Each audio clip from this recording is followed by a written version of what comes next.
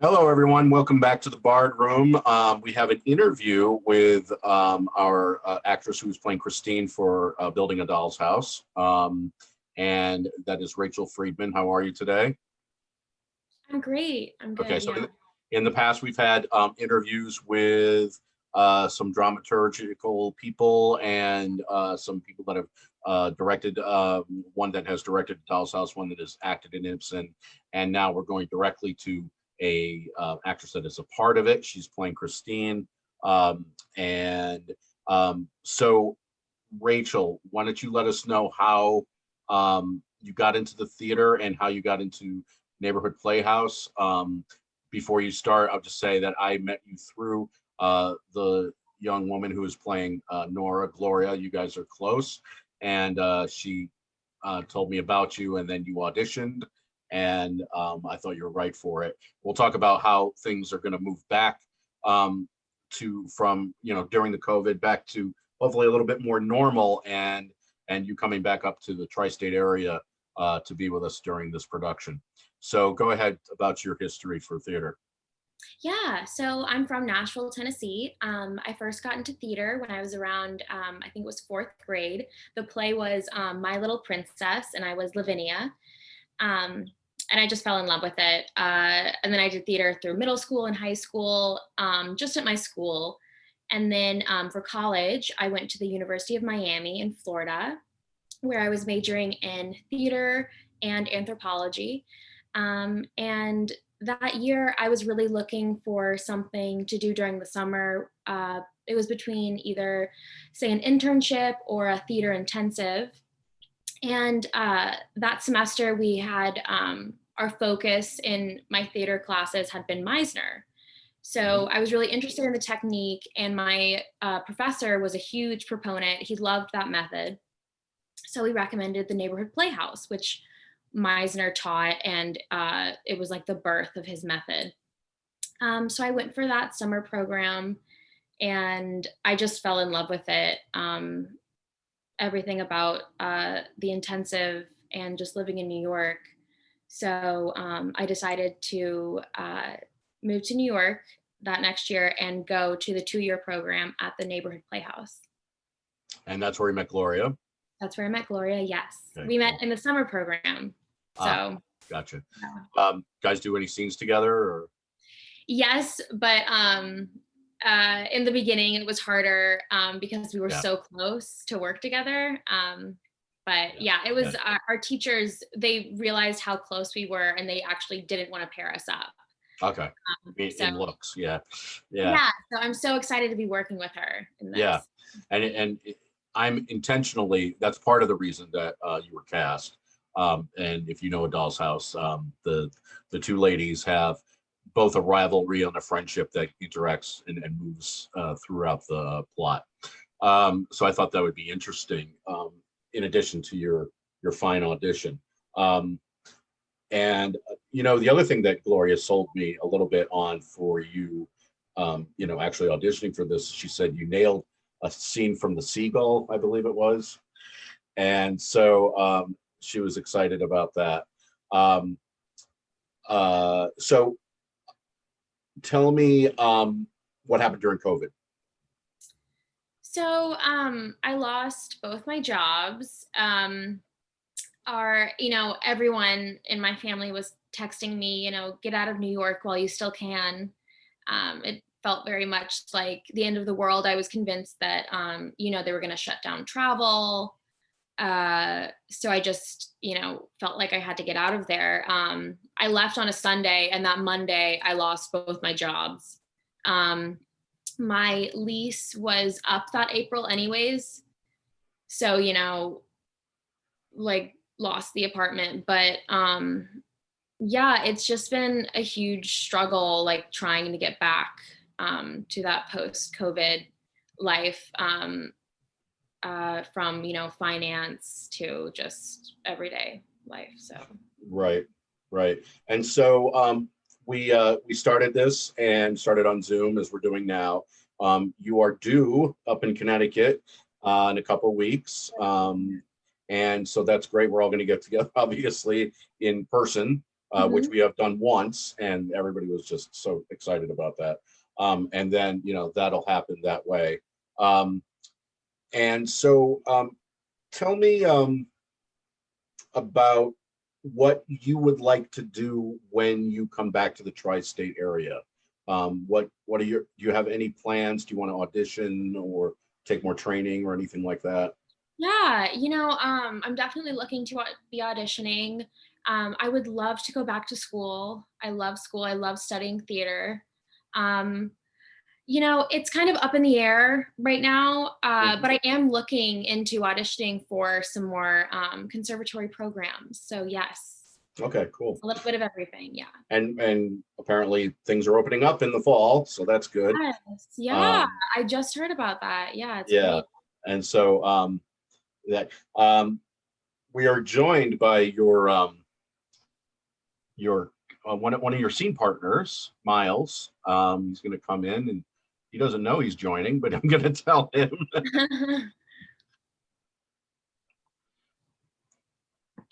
Hi, Miles. I am doing an interview with Rachel, and I want you to sit in on it if you could for a couple minutes. Recording in progress. Miles. Hey. Hey, I'm doing an interview with Rachel for the Bard Room, and I just want you to sit in on a couple minutes of it. Oh, Um, sure. and so what was interesting is, so this is Miles. He is Miles Everett's playing Krogstad. And I've been interviewing Rachel because she has this interesting story about the pandemic, basically giving her the boot out of New York. Oh, And trying. She did a few off-Broadway shows. She had jobs up there, and then she had to leave, go back to her home in Nashville, Tennessee. And then through Gloria, I got her to audition for this, and she's saying I got to come back up. So you don't beat someone like this down. You don't keep her down. You don't keep her down. You don't keep her down south if she down in wants, Nashville. right? If she wants to be up north. So she had a great experience. She had a Do you great want me to go out and come back? No. Stay for a couple minutes. Okay. We had gone through her bio as far as her theater experience has been.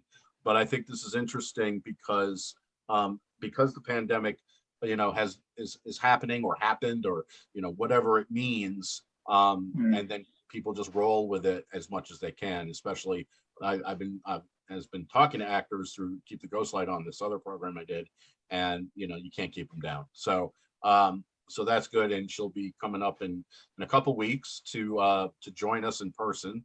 And Miles was in person with us about a week ago, which Yeah, felt great. interesting. Yeah. Yeah. What was that like for you, Miles? Oh, just being. It makes all the difference. Yeah. It makes all the difference. This curiously doesn't feel like acting. Right. I know, and it's different with people. Rachel, did you do any Zoom theater while you were gone? I did not. Yeah. No. Yeah. Yes.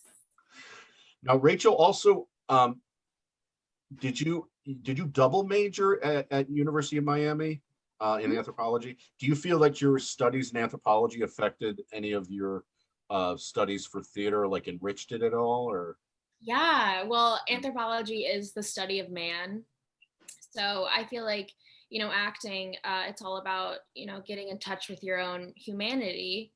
And when you're studying culture or and things like that, it is so human, so it's the humanities, so. Right. Now, I wanted to ask you about the Meisner method through Neighborhood Playhouse. I know it's an intensive, especially the first year and then in the second year. And Gloria has talked about it a bit. Do you approach your acting, let's say in this production you're doing with me and Miles, do you approach your acting with the same technique as you learned with Meisner? Yeah, a lot of especially the precursor sort of guidelines, like how you approach a script. It's the way that I do it is very much based in Meisner and my Yeah. teachings. Yeah. Yeah. Because we have the luxury of doing a lot of table reads, a lot of work on character, and just being as as relaxed as possible. We're not there every day. And then you go about your own day, and do your stuff, and then you come back to it. And so I think we do a lot of that preparatory work that you may have been doing with scene work in your what kind of certificate do you get from the Neighborhood Playhouse? It's just that it's a certificate. Yes. Okay. And then are you able to have showcases? Yeah, so we do so it's a 2-year program, and second Okay. year, at the end of the year, we have a showcase where everyone gets 2 scenes. And agents and casting directors are invited. Yeah, so Okay. So we're going to wrap this up a little bit with a conversation about your character of Christine. And Miles, I'll probably throw you in there because you guys have a huge scene together. Tell us about Christine, just in your own words. yeah. So I'd say Christine has a very straight moral compass. I think she's very smart, and I think that she often puts others before her. I think that she really just wants to help. Right. I think she's a really strong person as well. Right. And she and Nora go back to school. Yes. Yeah. I don't, Christine knows Nora better than anyone. Yeah, we're like sisters, but we spent a good time apart. But Right. even in that time, I feel like we were still connected. Right. And the funny thing is, it's sort of like a high school reunion where, he's still the same or she's still the same in Yeah. one way or another. And it is in the lines that you are saying. So you were still that same, bubble-headed person. Yeah, I'm paraphrasing. And then you had a relationship with this seemingly shady character named Nils Krogstad. Yeah. And you feel that hasn't quite dissipated as much as you thought it was. Mm-hmm. Yeah. Yeah. Well, I mean, I feel as though, if Krogstad's business and his finances were better, that Christine, would have chosen him Right. over her Right. her late husband. Yeah. Right. Right. And so Miles, have you looked at that scene lately and your relationship with her? Any new nuances that you want to discuss? Well, as I was reading it, it's really the perfect foil to Torvald and Nora, because the wonderful thing really does happen with them. Right. Right. And it's really the woman that creates the wonderful thing, not the man. Right. So it's sort of a double comment on what's about to happen with Torvald and Nora. It sort of sets the audience, see, this is possible. 2 people really can step up for each other and, create a whole different thing for themselves. So my question for you, Rachel, is, did you come back here partly for Krogstad in any way? Remember, that question comes up. Why did you come back here? I think, aside from being out of all options, I think that there was something, in Christine, like a glimmer of hope that maybe she would see Krogstad, that maybe, Unfinished, something unfinished. Work out. Yeah. Yeah. I mean, your reaction to me when you first see me again is to turn away and go hide. Well, yes. Which seems uncharacteristic for how you've approached the rest of your life.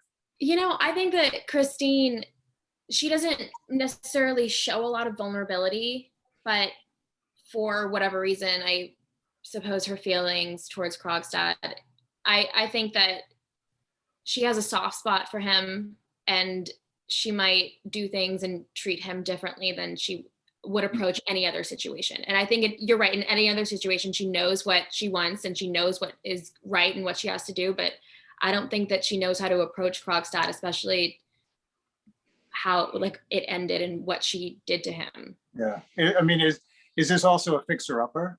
Do you know what I mean? Yeah. He's such a wreck that, you know, the possibilities of what you can do with this guy. And then and he's very open about, you know, would have had a different life if you were in it. Absolutely. I have no doubt about that at all. So it's interesting. You really have enormous power over this guy. Yeah. But I also think that there's two ships that we thought, it's the metaphor of the two ships adrift, you know, can we become one? I think that that's very important. You know what it reminds me of, and I won't go too much into this, but I think I may have mentioned this with Miles. It reminds me of Much Ado About Nothing, which is a comedy. But Beatrice and Benedict are at each other's throats as much as they are in the first few acts, and then get together over a mistake, mistaken situation, and they have always been meant for each other, which is you and Christine in a way, because you were at odds, and then it just, the love was there to against all odds, as it were. Right, and then Nora and Helmer should be the Victorian couple that works out, and that's Hero and Claudio. But with Hero and Claudio, they don't work out, and you think that one is going to. So it's that irony of what couple is going to make it, and what, you know what I'm saying. And this sort of Much Ado thing has a. I mean, the audience kind of knows Beatrice, Benedict, they belong together. Yeah. Right. And I wonder if the audience feels that about Christina and Krogstad. It's because you haven't gotten together until that scene. That scene, yeah. So you have to develop that history. We're kept separate. Which is difficult. But I have to say that you guys working on it, each time I can see the history happening. Each time. And what's interesting is you're all joining us from the Zoom land, and I'm not going to make you sit through a rehearsal, but what we're just going to, we would have these conversations about our characters, and then we would go into rehearsing the scene. So this is sort of halfway there. We'll discuss a couple more things, go into the scene, do it Zoom wise, and then can't wait for you guys to get together. So thank you, Rachel. I appreciate you coming on with us and discussing. I think it's very interesting of this idea of someone leaving. I'm going to probably call this this episode Exodus and Reentry. So it's Exodus from the city. Yes, and then, Yeah. Go. It's like the green comedy of Shakespeare. Exodus from there, work things out in Nashville, and then come back to the core of New York City. So that's my crazy fever brain going there. So thanks, guys. I will be with you in 2 seconds while I stop this recording. And thanks everyone for being with another episode of the Bard Room for Building a Doll's House. Hope to see you soon.